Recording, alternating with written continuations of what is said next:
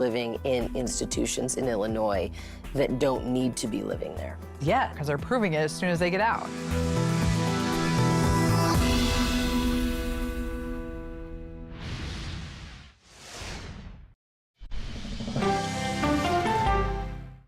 Eye on America, weeknights on the CBS Evening News.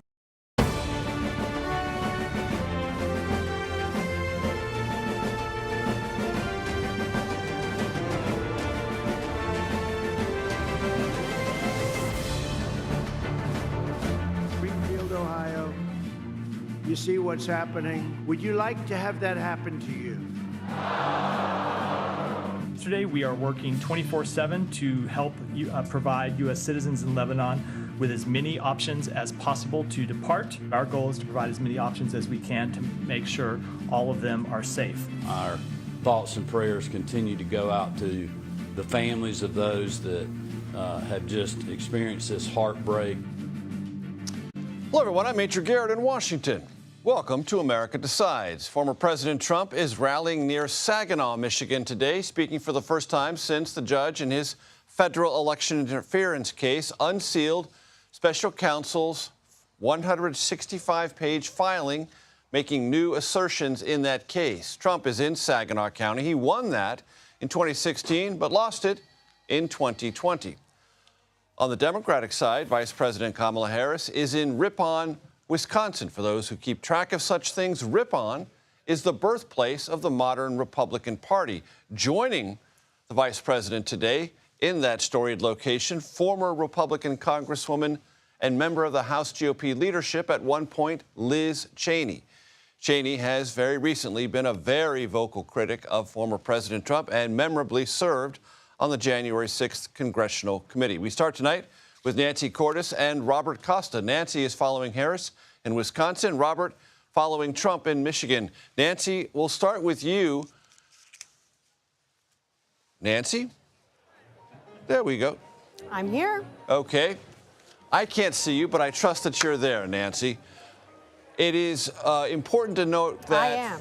that for the vice president, you can't spend all of your time in Pennsylvania. You must seek votes elsewhere. What is the feel in Wisconsin and the import of Liz Cheney being there?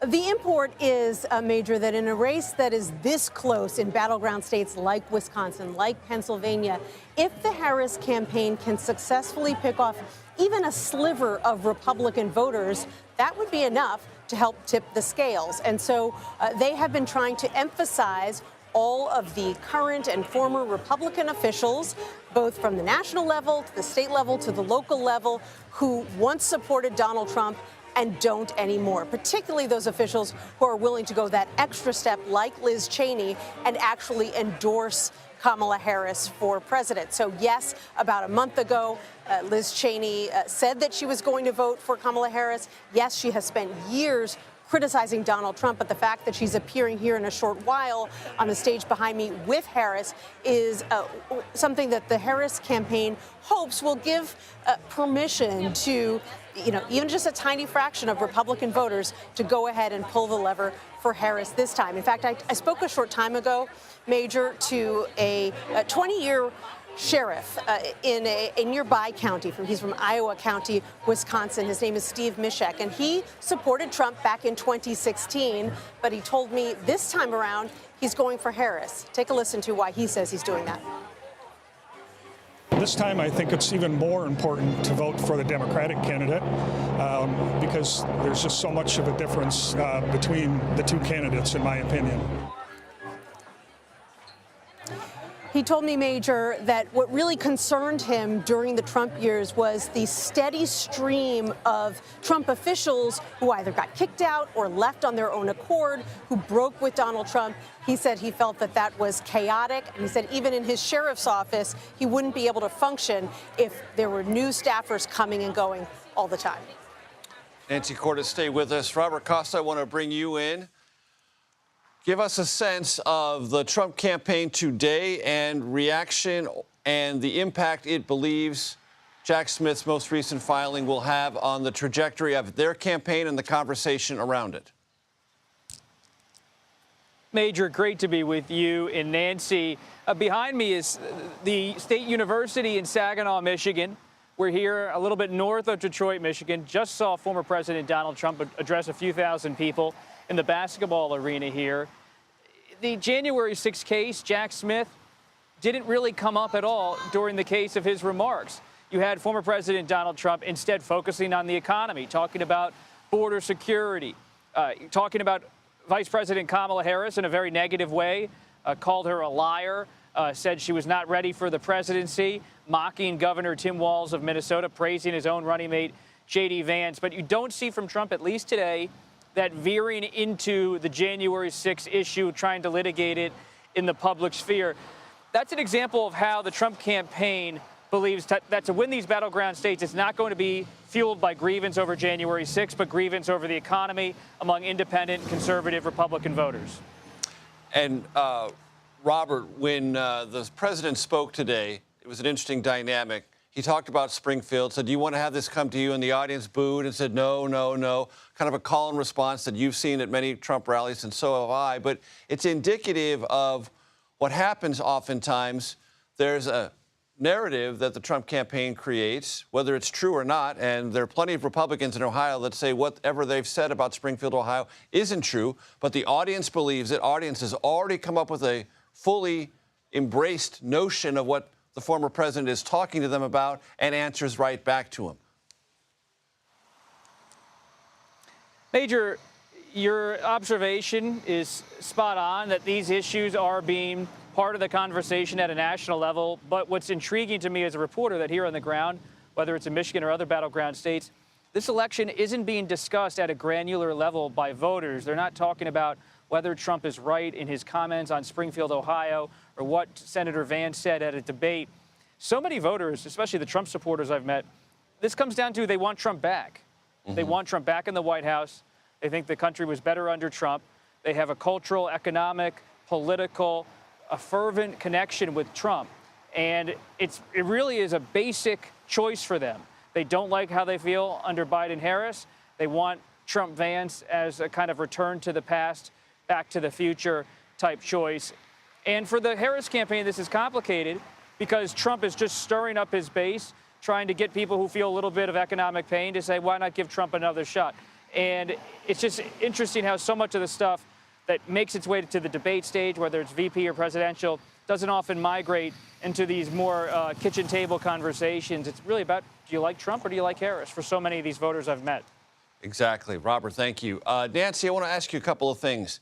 How does the Harris campaign, based on your conversations with it, feel about Wisconsin and the polling there? And you know as well as I do, nothing is accidental at this stage of a presidential campaign. The Harris campaign must have some data that suggests appearing with Liz Cheney, not just invoking her name, but having her actually at an event like this has some added value. It does, because remember, it's not just about Liz Cheney. It is also about her father, the former Vice President of the United States, Dick Cheney. There are Republicans out there who still admire Dick Cheney, who still feel allegiance to him. And so it's kind of a two-for-one situation as far as the Harris campaign is concerned. Not only do they remind voters, Republican voters, that Liz Cheney is on their side, but they remind voters that now Vice President Cheney, and keep in mind, Vice President Cheney and Liz Cheney are extremely conservative. Liz Cheney, as you recall from covering her on Capitol Hill, she was a deeply conservative Republican. She simply broke with Donald Trump and with the party over Trump's behavior before January 6th and certainly during January 6th as well. And so I anticipate that here in Ripon, we will hear her make the case that Donald Trump is not a true conservative, that he is not a true Republican, that a lot of his positions veer from conservative orthodoxy, and that a vote against him is not a betrayal of the Republican Party. In fact, it's a way to turn the page and return to the values that Republicans like her and like her father have supported for generations.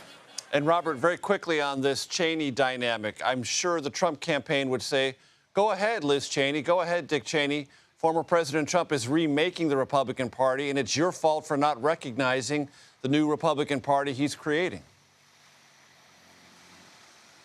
And the Cheney issue is now bigger than just the question of whether traditional Republicans are going to give Vice President Harris a shot. This comes right after Special Counsel Jack Smith's filing about his January 6th case. So for the Harris campaign, it's potentially optimal timing if they want to hammer that message on conduct and character related to former President Trump before and after January 6th. Cheney will help underscore that with her appearance with the vice president.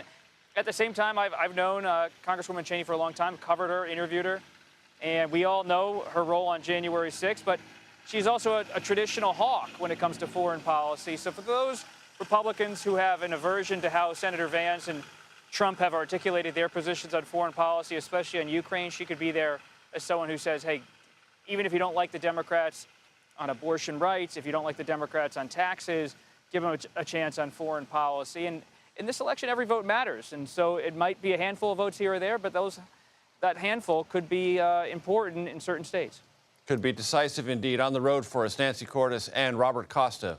As always, we thank you.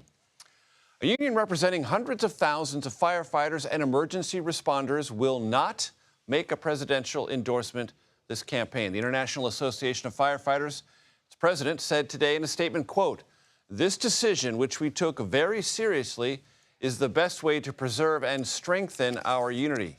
The union was one of the first to back then candidate Joe Biden in 2019. Just a few weeks ago, you might recall, the Teamsters also decided not to endorse in this year's election.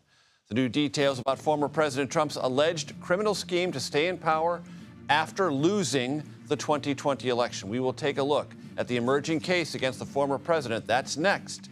You are streaming America Decides.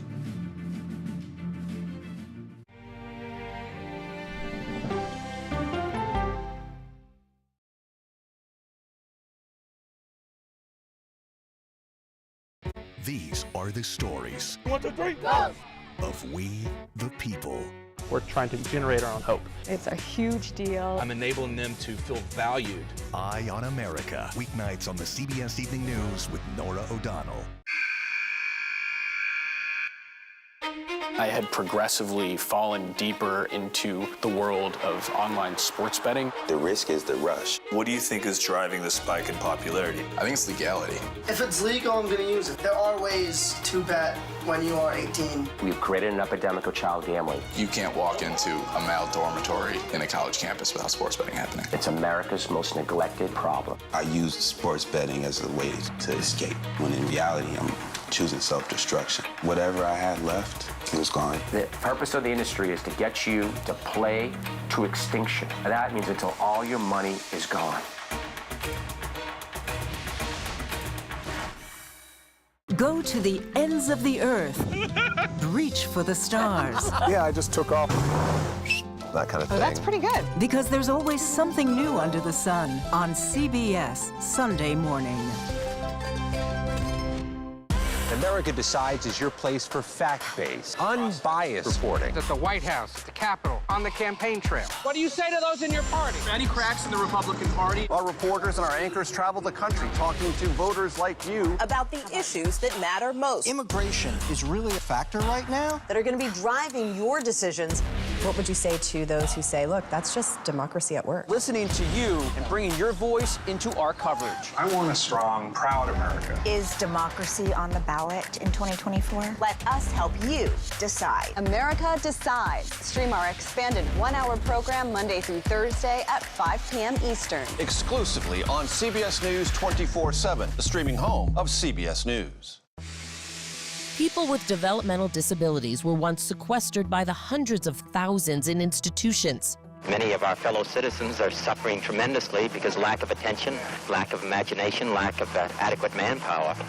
Disability activists have since torn down barriers blocking them from living at home or in the community. We conclude that Title II of the ADA requires states to provide community-based treatment for persons with mental disabilities. But of the 16,000 people who remain in state-operated institutions, half are in 5 states, and Illinois is one of them.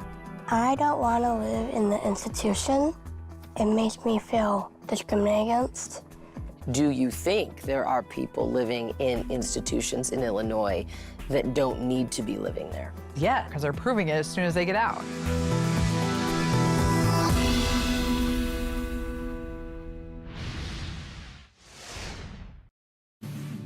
Welcome back to America Decides. Federal Judge Tanya Chutkan is allowing former President Trump more time to respond to Jack Smith's unsealed filing, which was such a big part of our conversation here yesterday. Former president has until November 7th to respond. That's, of course, just 2 days after Election Day.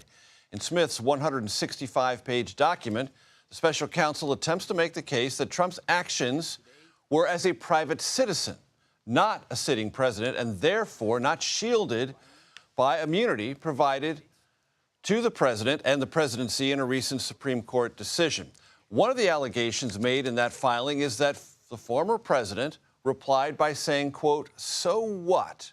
when informed that his vice president, Mike Pence, could quite probably be in danger inside the U.S. Capitol on January 6th. David Becker joins me now here at the table. He is CBS News election law contributor and the executive director of the Center for Election Innovation and Research, and, importantly, my co-author on this very fine book, The Big Truth, Upholding Democracy in the Age of the Big Lie. David, great to see you.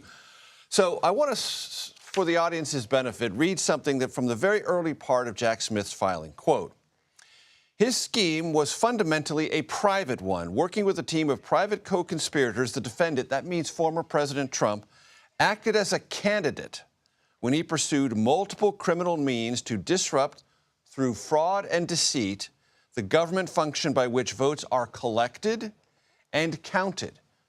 Listen to this. "A function in which the defendant, as president, had no official role." That puts it into a nice little nutshell, does it not? Yeah, absolutely. I mean, if you haven't read it, it's a good read. Read the 165-page motion. What they're talking about there is that the president, as the chief executive of the United States, has actually no role in elections and certainly no role in a presidential election in which he's a candidate. There's no role for the president to oversee electoral votes. In fact, the Constitution expressly gives that to the vice president, not the president himself.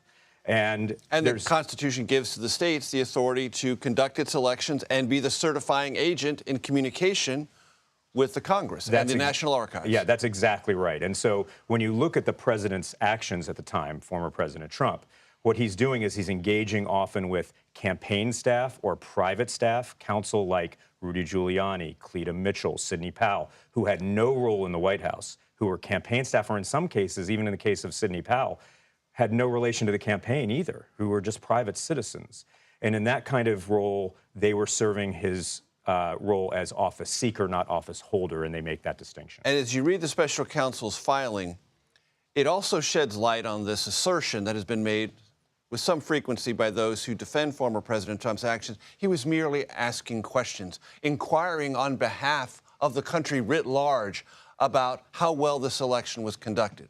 That's not what the filing says. No, the filing is very, very clear that he was trying to use his role as office holder, as the president, to kind of bully states to serve him as office seeker as a presidential candidate. And it's really remarkable when you look at all of the things he was saying and doing. It tells a very, very disturbing timeline from even pre-election, where he was setting the stage to claim the election was stolen as early as the summer of 2020. And what's somewhat chilling is seeing how much some of those claims echo what he's saying right now and in the earlier months of the 2024 campaign. David, speaking about right now, there's a woman in Colorado named Tina Peters who was sentenced today. Explain to the audience who Tina Peters is and how her case highlights or illustrates some of the things that were asserted about the 2020 election and have been tested in court, and now a verdict has been rendered against a woman like Tina Peters who brought those accusations. So in the thousands of election jurisdictions in our country and the hundreds of thousands of professional election workers in our country, it's remarkable that amidst all the pressure and lies about the 2020 election, only a tiny handful of them succumbed to those lies and engaged in some of the distortion of our legitimate election process. Tina Peters is one of those people. Tina Peters is a clerk in the western part of Colorado in Mesa County who succumbed to the disinformation, who saw an opportunity to gain fame amongst a certain group of people who also were disappointed in the election, and who importantly gave unauthorized and illegal access to voting machines and equipment to people like Mike Lindell and his supporters in the aftermath of the 2020 election. She was found guilty in a Colorado state court in Mesa County, Colorado. She was prosecuted by Republican district attorneys there, and her sentencing just happened today. And she was, after a long sentencing hearing where she was given about 45 minutes to just openly speak to the court, she was given 9 years of imprisonment, which most of us who have been watching this thought was entirely appropriate, given her unusual behavior and the way she embraced her role flying on private jets with Mike Lindell and others in the course of the aftermath of the 2020 election. Very quickly, David, the storm, Helene, North Carolina, Georgia, what impact, if any, will it have on the ability of voters to participate, have their votes cast and counted? Well, particularly in North Carolina, they're still assessing it. It's about 24 counties in the western part of the state. They're still trying to dig out from the flooding and everything that's happening. They think they're going to have a good idea of that later this week. But election officials have dealt with these kinds of things before, although Helene was particularly rough on western North Carolina. They've got some time to fix this. They'll likely consolidate some precincts for people who lost their mail ballots or need a duplicate ballot. They'll get a new one. That means their other ballot will be invalidated. Every voter only gets one valid ballot at any given point in time. Both North Carolina and Georgia have established websites for people who want information that are specific to the devastation related to Hurricane Helene. So election officials are on top of this. It's going to be particularly hard for North Carolina, but I have a lot of confidence in those folks. Key phrase, election officials are on top of this, as they always are. David Becker, thank you very much. Thank you, Major. The Justice Department is preparing for any foreign interference ahead of the presidential election. CBS Evening News anchor Norah O'Donnell sat down with Matthew Olson. He is the senior Department of Justice official policing threats in this election space. Here is part of that conversation. Donald Trump has long claimed that Russian interference is a hoax, in his word. Has that had an impact on the Department of Justice's public perception of what you're doing? First, 2016, Russian interference in the election was not a hoax.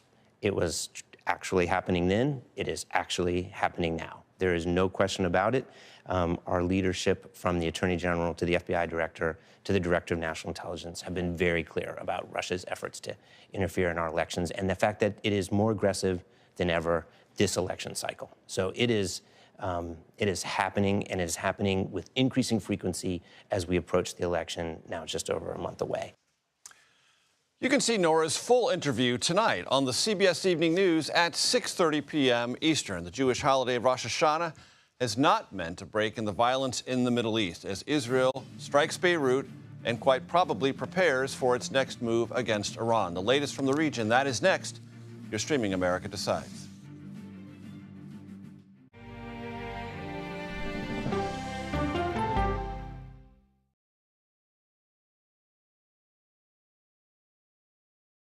On Face the Nation, we try to have an informed conversation about the essential issues of the day.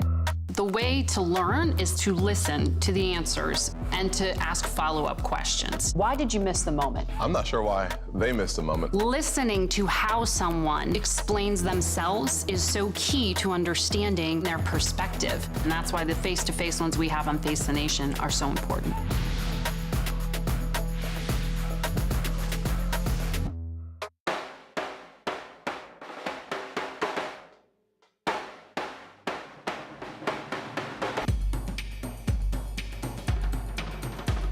On America, weeknights on the CBS Evening News with Norah O'Donnell. This case, it's like a screenplay, something straight out of Hollywood. But it's not fiction. It's 48 hours. Human remains found this week. 4 families shattered. There's no physical evidence. The mystery would haunt investigators for years. There's some questions that have to be asked and need to be answered. Like a John Grisham novel. A gripping true crime original. 48 Hours, now streaming on the free CBS News app. Let's do it! Let's go! Let's do this! I can see clearly now that the rain is gone. Superstar approaching, superstar approaching. Just get your popcorn and get ready. Come on, Julia. Oh, no. I will if you will. You go, Gail. Yeah, boy! Dollar Jill. If you can't get into the market, it's okay. Renting is fine. Box, oh, it's bad. Screw cap, oh, it's bad. It's not true. We are making a wonderful lemonade chicken. Ooh, it's hot. That's good. I wonder what Serena's doing. I wonder how Serena is feeling. That's a really good question. No one's asked me that yet.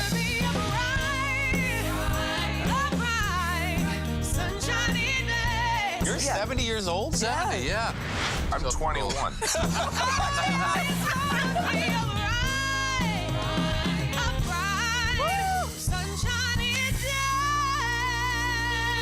We'll see you 7 o'clock sharp.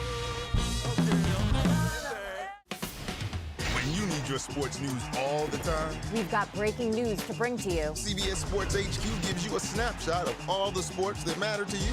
Big news coming out of the NFL. A lot of movement in the rankings this week. With highlights. What a finish at the final round of play. And in-depth analysis. Can they three-peat? Tony Romo joins the conversation. What can you say about this game? When you need your sports in a snap, We're bringing you that breaking news right here on HQ. find it on CBS Sports HQ. Streaming free anywhere you are. The CBS News original 60 Minutes opens its archives. Pretty loose for Friday night. Yeah, no, I mean, it's not my first show. With moments you haven't heard before. It's almost more fun that way when you have something to prove. Listen to 60 Minutes, a second look, wherever you get your podcasts. Welcome back to America Decides. Good to have you with us. President Biden said, quote, nothing is going to happen today. That was when he was asked about Israel's intentions, whether or not to retaliate against Iran. Israel's Prime Minister Benjamin Netanyahu has made it clear Tehran will pay in some measure for its widespread missile attack earlier this week on Israel. This as the region braces for that response. Our MTS Tayeb is in Beirut following all the developments. Well, Israel's airstrikes across Lebanon have only been intensifying. There have been massive strikes across southern Lebanon, eastern Lebanon, and here in the capital, Beirut. In the southern suburb, which is known as Dahya, there has been a number of strikes. Now, this is an area which is often described as the seat of Hezbollah's power. It's where Hassan Nasrallah, the Hezbollah leader, was assassinated nearly a week ago today. We were taken to Hezbollah on a tour by Hezbollah media officials who showed us around the neighborhood. And what we saw was an area which was once packed full of people, home to hundreds of thousands, now essentially a ghost town. And we saw the aftermath of several Israeli strikes. Some of those buildings reduced to complete rubble and only leaving behind these massive, still smoking craters. Now, all of this comes at a time in which there's growing concern that Israel's campaign here in Lebanon is only going to widen. Tonight, Israel has issued evacuation orders in southern Lebanon, urging residents to leave those areas. And that's really stoking fears its military will move from limited ground incursions to a full-scale invasion and potentially occupy large areas. The last time Israel occupied southern Lebanon, it lasted for 18 years. Major. MTS Tayeb, thank you. Former President Trump has on more than one occasion taken credit for overturning Roe versus Wade. Why a new video from Melania Trump may have her at odds with her husband, the former president. What Melania had to say on that topic next, right here on America Decides.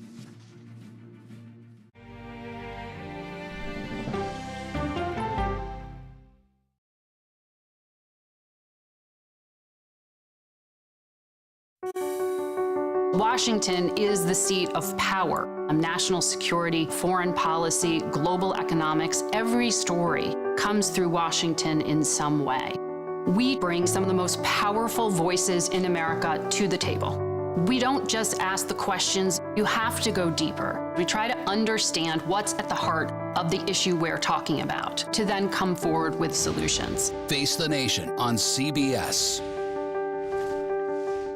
The justices ruled that Harvard and the University of North Carolina violated the Constitution. In the aftermath of the Supreme Court decision to end affirmative action in college admissions, uncertainty sets in for some students of color. Affirmative action really gave us an equal opportunity. CBS Reports explores the historic decision and what it means for those chasing an opportunity to change their lives. I knew that college was the ticket to break this cycle. The end of affirmative action, now streaming on the free CBS News app.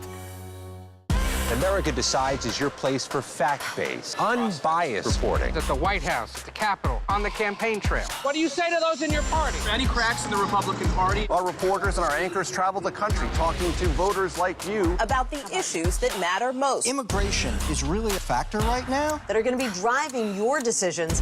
What would you say to those who say, look, that's just democracy at work? Listening to you and bringing your voice into our coverage. I want a strong, proud America. Is democracy on the ballot in 2024? Let us help you decide. America Decides on CBS News 24/7. Stream our expanded one-hour program Monday through Thursday at 5 p.m. Eastern. An original documentary from CBS Reports. AI is among the most world-changing technologies ever. Curing diseases, scientific breakthroughs, making lives better. It can help us with medical discoveries, scientific discoveries, doing better agriculture, having cures for things like Alzheimer's. It's also going to really transform the way we work. The uplifting potential of artificial intelligence is limitless. It gives you a friend, somebody to chat with 24/7 that is non-judgmental. He makes me feel loved and desired. And so are its downfalls. The problem with all this AI is that it's unpredictable and uncontrollable. The choices we make now will have lasting effects for decades, maybe even centuries. The ChatGPT revolution, now streaming on the free CBS News app. We are about to see American weapons in the hands of Mexican cartels. A gun pipeline to Mexico. We are arming the cartels. 100%, no doubt about it. Happening right under our noses. Who's doing something about this? Nobody. A CBS Reports exclusive. Most Americans have no idea that we are effectively arming the enemy next door. This is the story the American people need to know. Arming cartels, now streaming on the free CBS News app. Judge Gorsuch has outstanding legal skills, a brilliant mind, tremendous discipline. Judge Kavanaugh has impeccable credentials, unsurpassed qualifications, and a proven commitment to equal justice under the law. She is a woman of unparalleled achievement, towering intellect, sterling credentials, and unyielding loyalty to the Constitution. Welcome back to America Decides. The three justices appointed by former President Trump, did it when he was president, to the Supreme Court played, history will record, a major role in overturning Roe v. Wade. Interestingly, former First Lady Melania Trump today expressed what can only be described as her unequivocal support for abortion rights. Listen. There is no room for compromise when it comes to this essential right that all women possess from birth. Individual freedom. What does my body, my choice really mean? I'm going to file that under, I want to bring in our political panel, Dave Weigel and Sabrina Rodriguez. Dave is a politics reporter for Semaphore. Sabrina, national politics reporter for The Washington Post.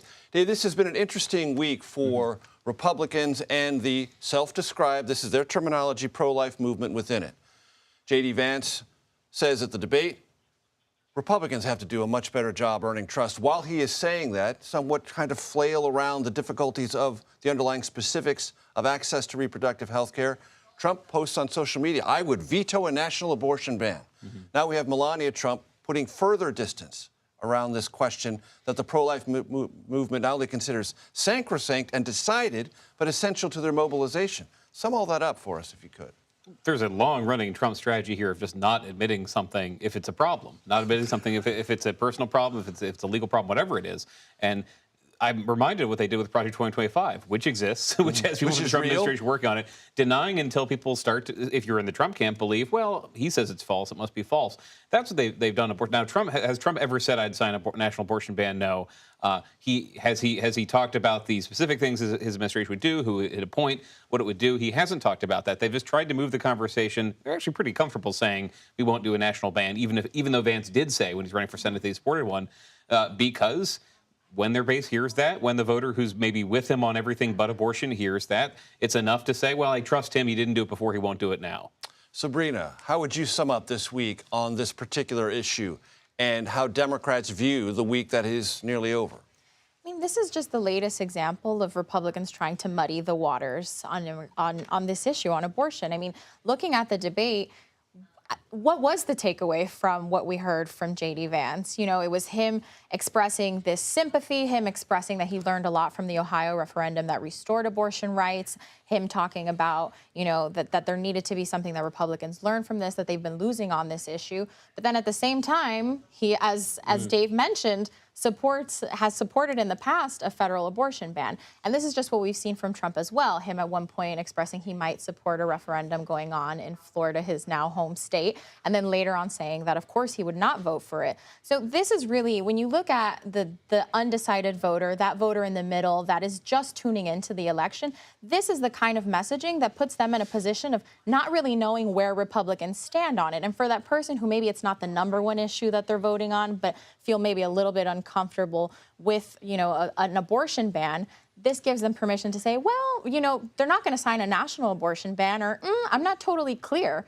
And that's where Democrats are really frustrated right now. And we're hearing them say, like, do not listen to this rhetoric and think that this suddenly means that their agenda is different. And they're really trying to bring home, no, this is the agenda that Republicans have stood for. This is the former president who was responsible for the overturning of Roe versus Wade. I like your assessment on this. This will be the first presidential election since Roe was overturned. It seems to me that's the biggest X factor. We can't know what it means until we see it.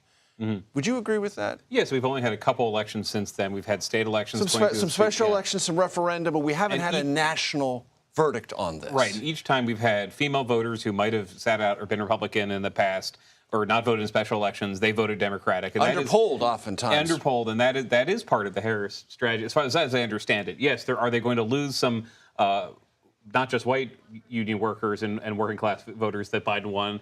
Of all races, they'll probably lose some of that. Will they pick up more women? That's something that sends Democrats' ears ringing because they heard that in 2016 it wasn't true. But in the first election, after Dobbs, they do think it's true. It's been showing up in other elections. There are suburban women in Bucks County and in Maricopa County who have not voted Democratic before, but they're going to vote for the referendum in Arizona, and they're gettable for Harris if that's the issue. Because I'm thinking of some of these states, Arizona being one where it matters. Not only is that there a referendum there, but every election, it's saying that we're going to throw this back to the states. If you live in a state that's gettable for Republicans at any point, like Arizona, if you live in Michigan, if you live in those places, it is an active issue in each election. We've never had a race like that before. Sabrina, your assessment? Is it an X factor? Is it the X factor in this race?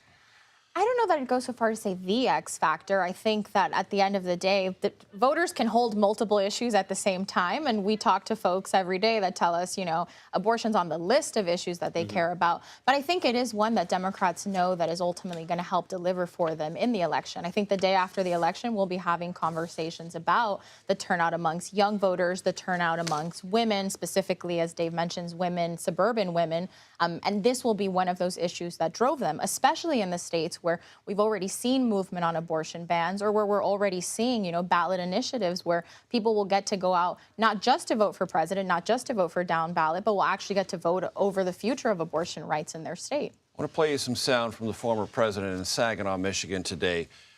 And it highlights something that his vice presidential nominee had a very hard time with at the end of the debate. Let's listen. We did great in 2016. A lot of people don't know. We did much better in 2020. We won. We won. We did win. It was a rigged election. It was a rigged election. You have to tell Kamala Harris, that's why I'm doing it again. If I thought I lost, I wouldn't be doing this again. You know where I'd be right now? On the beaches of Monte Carlo. He didn't win in 2020.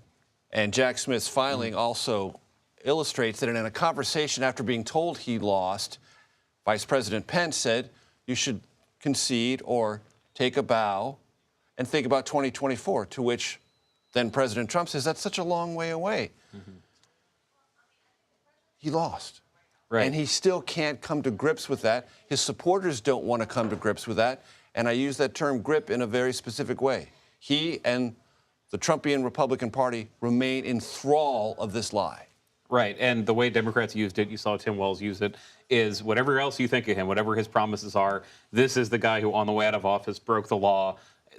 And what other laws would he break? How else would he affect your life if he's untrammeled, if he has advisors who are going to do whatever he says? The one thing I heard from Democrats after the debate, because they got more, I think, more satisfied with Walz's performance, not just as the night went on, but in the day after, was it would have been nice if he'd brought that up first. You'll see CBS's moderators decided to go after the new news in Israel first. If they had asked that question first, if Walz had brought it up, I'm only here because the last guy who had your job didn't want to break the law, would it have been more effective? But they're getting some earned media, and they're happy to talk about this because there are a lot of voters. We talked about Dobbs. There are a lot of voters where if it's not the single issue, it is enough to say, I like some things about Trump. I do not want that back in the Oval Office. I want to vote Republican down the ballot. I want to vote Republican in the future. I don't want 4 years of who knows what he'll do because of this January 6th experience. Dave Weigel, you have to get the last word on this. Dave Weigel, Sabrina Rodriguez, thank you very much for your time. President Biden is in Florida and Georgia today getting a first-hand look at damage from Hurricane Helene. Up next, we'll hear from a reporter whose community in far western North Carolina was ravaged by that storm. That's next. You're streaming America Decides.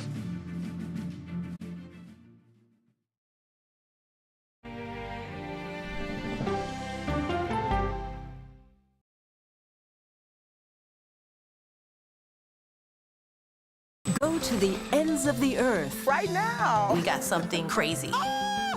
And reach for the stars. Here we are. Time. Yes, it's my comeback. Hey, this is pretty fun. But wait, there's more. Experience thought-provoking, Welcome to the idea of being a human being. innovative, and truly original reporting. Look through a telescope and go, wow. Because there's always something new under the sun on CBS Sunday morning. At this moment, terrorists could be plotting another attack. 9/11 triggered a counter-terrorist system that included a secret database. This person needs a closer look. A growing list of nearly 2 million people, including some Americans who say they're innocent. For 1 hour flight, I have to spend 6 hours to go and come back. CBS Reports explores the system, the people responsible for it, and those pushing for change. I'm not fighting against them. I'm fighting for them to do the right thing. The Watch List, now streaming on the free CBS News app. Don't miss true crime anytime you want, anywhere you go. With the 48 Hours podcast. Real crimes, real lives, real justice. There's some questions that have to be asked and need to be answered. Listen to 48 Hours on Apple Podcasts. An original documentary from CBS Reports. Imagine yourself in Manhattan with no police, no army, no mayor. The people of Haiti stare down poverty, corruption, natural disasters, and violence. 90% of the guns that are used by gangs in Haiti are American guns. But with an unbreakable spirit and eternal optimism. There are days where I cry, but we can't be discouraged. We still believe in Haiti. They're still able to look ahead with hope.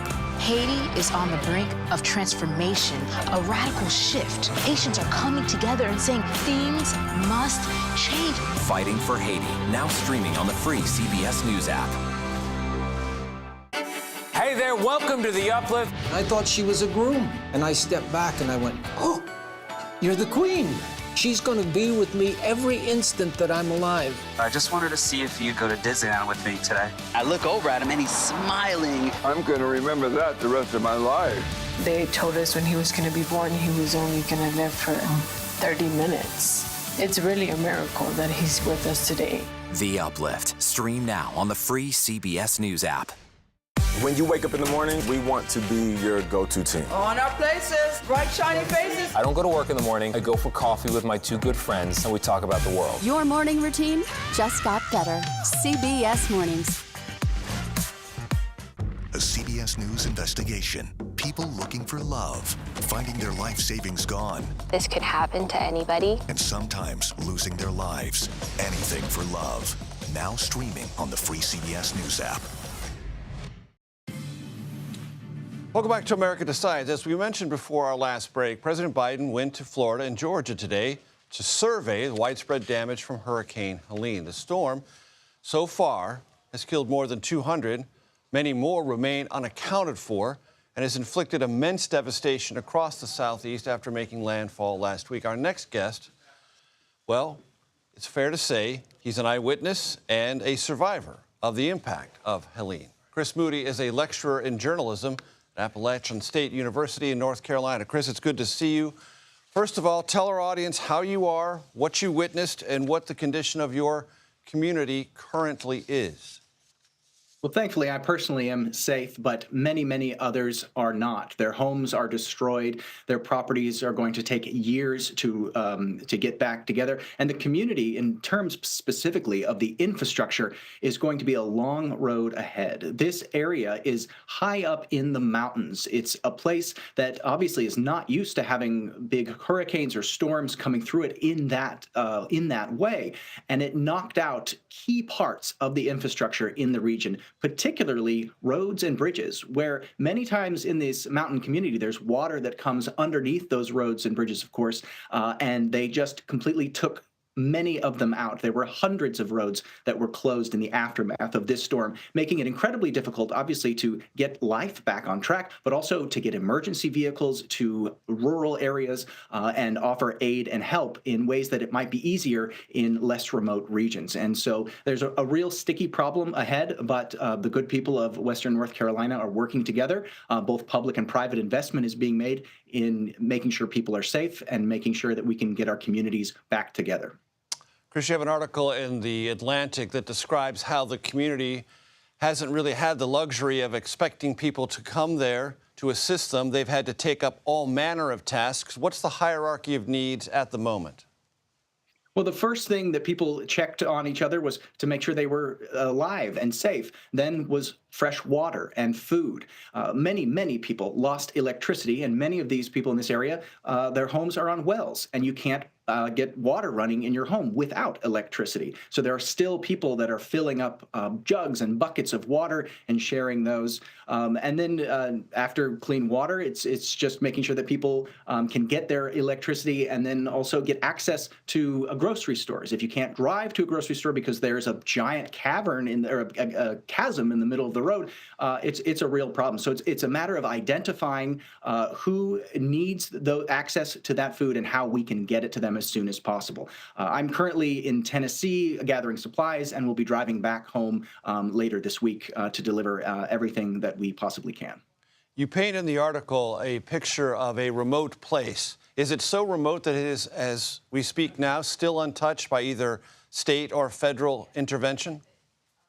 Well, there are probably some places that haven't had the kind of intervention you might think of, maybe like an emergency vehicle being able to get to them. But I assure you that communities have been able to identify people in need and have gotten to them, whether it might not be by a vehicle or a boat, but it was probably by foot. In our neighborhood, in the immediate aftermath of this storm, there were giant holes in the road that you could not get a vehicle over. And then on the other side of the road, it's blocked by trees. And so some communities, including my own home, was blocked in on both sides. Well, people scrambled down into those holes and scrambled back up and were delivering food back and forth and visiting their families. In the immediate aftermath of that storm, you could hear the sound of chainsaws and tractors and four-wheelers, people coming to the aid of one another. It is so remote that you couldn't expect an emergency vehicle to come to your rescue, but you could expect your neighbors to knock on your door and check on you, and that is exactly what people did.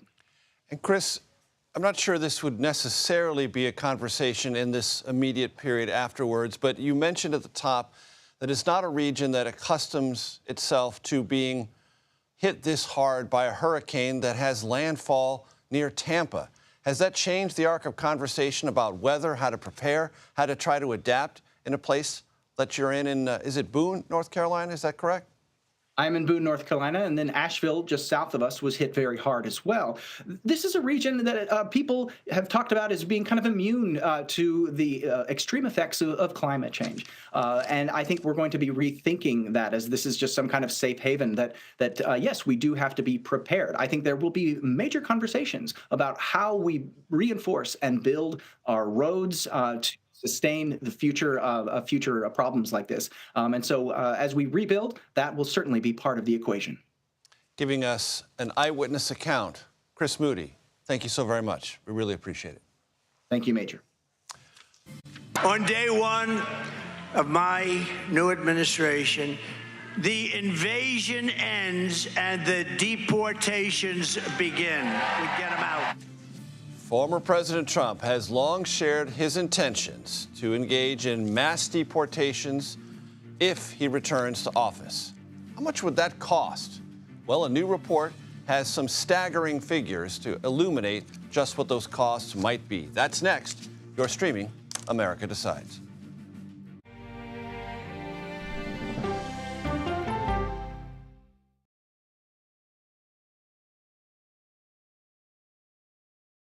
These are the stories 1, 2, 3, go!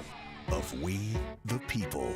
We're trying to generate our own hope. It's a huge deal. I'm enabling them to feel valued. Eye on America. Weeknights on the CBS Evening News with Norah O'Donnell.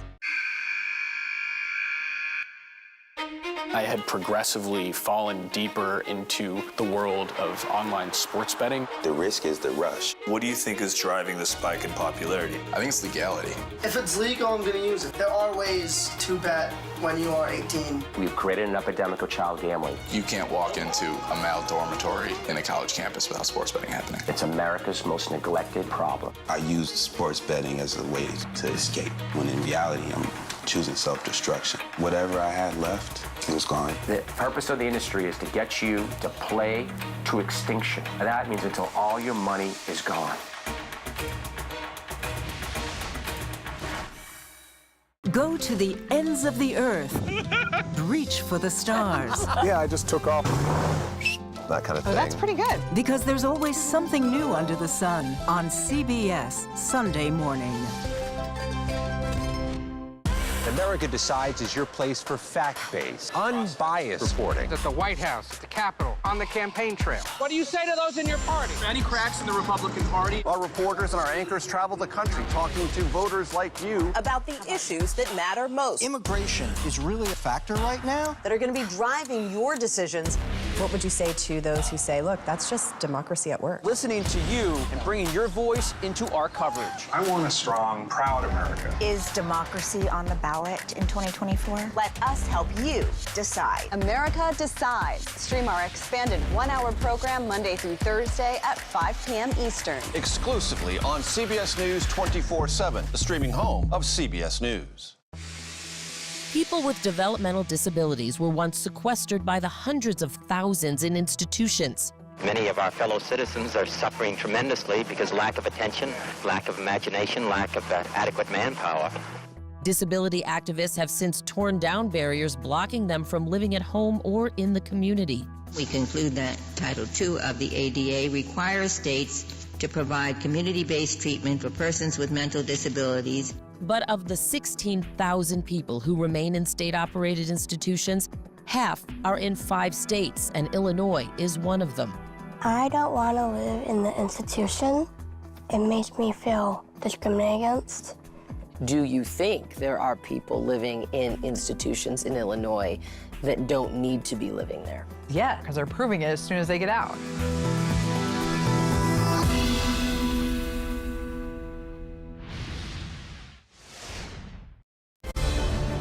We're going to have the largest deportation in the history of our country, and we're going to start with Springfield. Welcome back to America Decides. If re-elected, former President Trump has pledged to deport millions of people living without documentation, therefore unlawfully in the United States. Yesterday, he went a step further, vowing to revoke temporary protected status for Haitian immigrants living and working legally in Springfield, Ohio. So just think about that, adding those who are here legally to a large number of those here without documentation for potential deportation. A new report says the cost of any mass deportation effort, if enacted, could be catastrophic. That's the word the report uses to our country. According to the American Immigration Council, removing all of the 13.3 million immigrants without legal status in the United States in a one-time operation, if achievable, would cost the federal government at least $315 billion. Mass deportations of this kind could also lead to a loss of as much as 6.8% of the United States' annual gross domestic product, or more than $1 trillion. Adriel Orozco joins us now. He is a senior policy counsel at the American Immigration Council. It's great to have you with us, Adriel. Explain to our audience how you arrived at these numbers and if these numbers are, from your estimations, on the upward side or the more conservative side. Yes, well, thank you for having me. And I think it's really important to first highlight the reason why we put out this report. We've been hearing a lot of proposals around mass deportation, but we haven't heard many details. And so we wanted to do is really think about what would this actually look like? What would this actually cost? And what would be its impact for everyday Americans? And so in our report, we have two figures, like you mentioned. So there's an economic impact. And as you mentioned, it could be up to 6.8% of GDP that would shrink. And for context, it's important to note that this is similar. It's 4.2 to 6.8%, which in 2007 and 2009, during the Great Recession, the impact on the economy was 4.3% of GDP shrinking. So this would be possibly higher, on the higher end of our estimate, a bigger impact than the Great Recession. But if we think about the cost, the $315 billion that you mentioned is a one-time, very conservative estimate. And the reason I say it's conservative is because, when we're looking at the one-time costs, we can't really take into account, the real cost of ramping up the massive expansion of our immigration enforcement, immigration court, immigration detention system in order to be able to remove what we calculated around 13 million undocumented or removable immigrants. And so in our report, we actually include another estimate, which is something also that we've heard as a policy proposal in removing 1 million undocumented immigrants per year. And in that cost, where we can actually use comparators to estimate what it would look like to increase detention, to increase courtrooms, to increase ICE personnel, we find that it's actually nearly $1 trillion spread across a little bit over 10 years, or $88 billion per year. So it would be massive to think about the amount of investment the federal government would have to do to actually put something like this into fruition. And Adriel, looking at the report, it's worth, I think, reminding to our audience that in modern American history, we've never, if I read the report correctly, deported more than 500,000 people per year, and those deportations were principally at the border, not in the interior of the country. Therefore, it would be much harder to get to 1 million, let alone 13 million. I also read in the report that in order to carry out a deportation initiative of this size, you would need, of course, facilities to hold those deportees as they are moving to their home countries, if in fact that's where they go. And the report said 24 times the current deportation capacity would have to be built just to do that. Do I have those figures correct? Yes, that's correct. So when we think about the current detention capacity, which is around 35 to 40,000 individuals that can be detained on a daily basis, you would have to increase that dramatically in order to be able to detain at least 1 million people for removal. Something that we weren't able to look into as concretely is thinking about things like, who would be the individuals that could be easily identified that ICE actually has check-ins with. However, that would be a small fraction of the individuals that, like you mentioned, ICE would have to go into communities and try to find them. And what we did with our costs is we used the estimates for our particular sub-agency within ICE that actually accounts for the costs of having to go into the community, to have to try to identify individuals who have not had contact with the criminal justice system, so as to be able to have a more accurate idea of what this would truly cost. And I read also in the report that if we were to add up everyone incarcerated in our country currently, state, local, and federal, that's about 1.9 million people. So when we think about these numbers, 1 million a year in deportations, or maybe 13 million all at one time, we are talking about vastly more numbers than we currently, through all of our systems, state, local, and federal, use to incarcerate those now. Yes, that's right. So it'd be about a 50% increase. And when you think about it in the context that we live in right now, the United States is one of the most carceral states, countries in the world. And to think about, in the criminal context, that figure, but really trying to expand into the immigration context so broadly, I think that would be really quite tremendous. And so I think it's really important for folks to know. And one thing that we really try to highlight here in this report is that, sometimes people think, oh, mass deportation is really going to only impact the immigrant community. And one thing that we really, really want to highlight here is that this would fundamentally transform all of American society. Imagine seeing ICE officers going into communities across the country. Imagine seeing 24 times the amount of detention centers or space across the country. Like, that would be visible within people's eye view, because there is no way that you can deport such a large population without impacting every single one of us. Adriel Orozco of the American Immigration Council, we appreciate your time very much. Thank you. Thank you. That does it for today. We will be back with another edition of America Decides Monday at 5 p.m. Eastern. The Daily Report with John Dickerson starts right now. Welcome to the Daily Report for the 3rd of October, 2024. I'm John Dickerson. Israel expands into Lebanon. In 20 towns, residents are told to leave before the tanks roll in. We'll have a report from the region and a new look at warnings about terrorist attacks in America on the anniversary of the